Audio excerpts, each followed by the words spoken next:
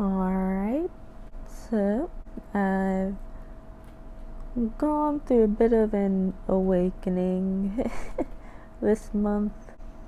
I knew it was going to be a heavy spending month, but I did not expect the unexpected expenses.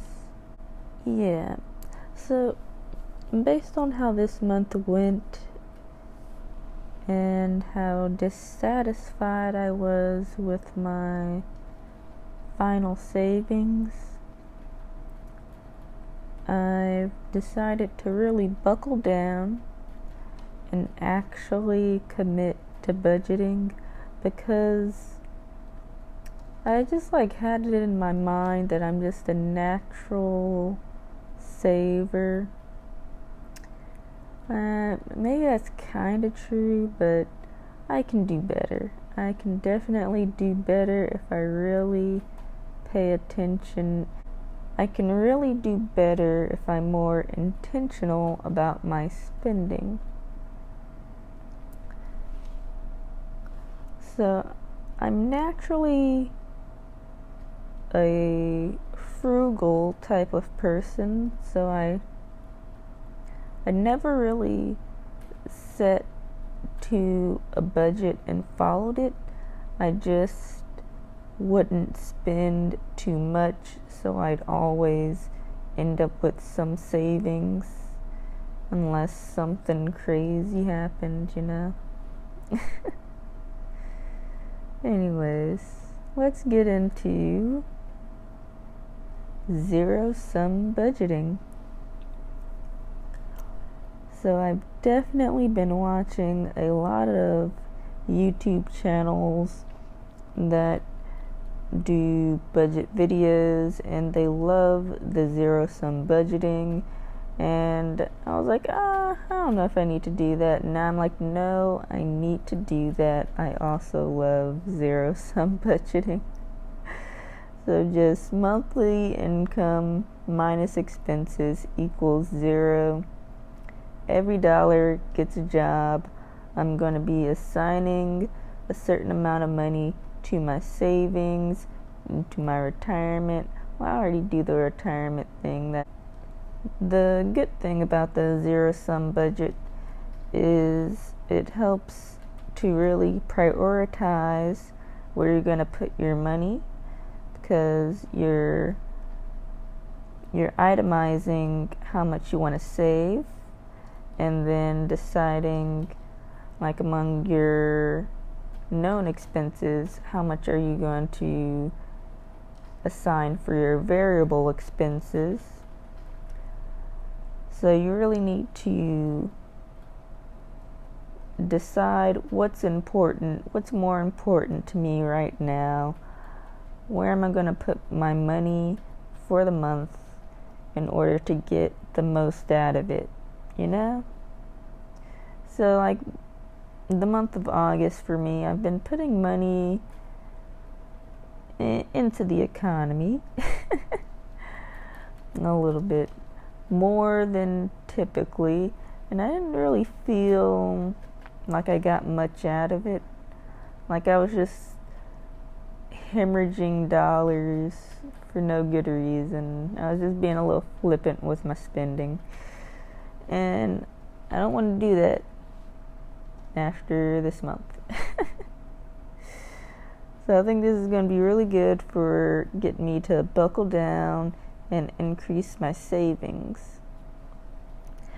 Now, just as a mental sort of, just to separate my monthly expenses from emergency expenses, any sort of unexpected bill is going to be pulled out of my savings. I'm going to add to my income from my savings for that little event, and I'm not going to consider that as part of my monthly spend, if that makes sense. Maybe it doesn't make sense, but it would help me mentally just to see savings number go down, but my save rate for the month is still good. Alright, so like I have too many accounts, and and that's just the way it's gonna be. So with the zero sum budgeting, I just want to shift as much money as I can into my high yield savings account, where I'll get a few dollars from holding it there, and it'll still be fairly liquid. Like I'll still have to wait a couple days or so to move the money back into my checking account, but for the most part the money is easily accessible, but I'm getting a decent return for leaving it in a safe location. But I needed to think about how much money do I need to keep in my checking, like as a minimum. So I have 2 checking accounts because I started off with a Chase account back in high school, and then I joined the Navy and I got Navy Federal, and Navy Federal is much better, so that's my main account now. But I still have a use for the Chase account. So just a part of me feels like it's nice to have the option to go to a Chase bank if those are more common, so I'd like to still have an account with them. I also have credit cards with them, and my money market account. This is also like a just not even getting extra dollars at this point, but getting some extra cents. So I'm using my money market account primarily to pay my bills at this point. And it also serves as a little emergency fund, because I can really just instantly send money from my money market account to my checking account at Navy Federal and make use of that money right away in case I need cash for some reason. So I like having the money market account, and the high yield saving account is much better. It's 4, almost 5 times the APR for my high yield saving account versus the money market account.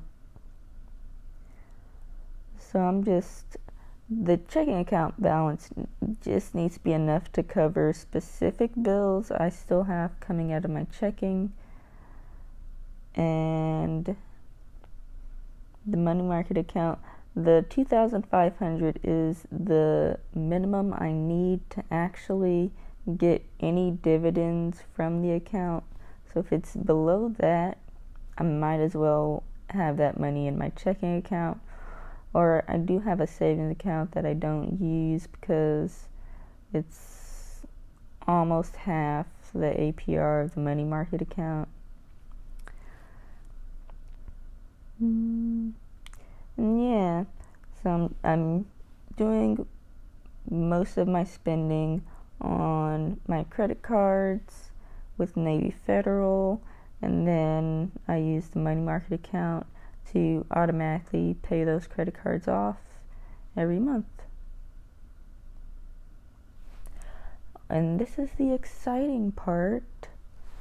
So I will 100% max out my Roth IRA for 2022 before 2022 is over. I could do it even sooner, but I'm just gonna pace myself on this because I have my money tied up in CDs, so I need to get around to canceling those, and then I'm gonna figure out how I'm gonna shift that money around. And what I really, really want is to at least have a savings rate of 50%.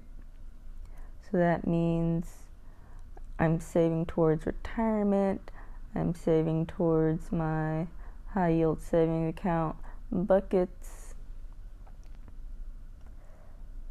And beyond that, in a long-term sense, I want to reach, because my retirement is behind at the moment. I'm basically 28, just a few days away from officially 28, and my accounts are at about $9,000, and I want them to be at 1 times my annual income by 30. So that's just a couple years away. I can definitely achieve this. Like, I ran the calculations and I'm gonna achieve that. But the stretch goal is achieving a balance of 100,000 in my retirement accounts by 32. Ideally, I'd want to reach that before 32, but it's a stretch. I'm trying to ramp up my savings. If I can really get that into high gear, then we're gonna hit that 100K.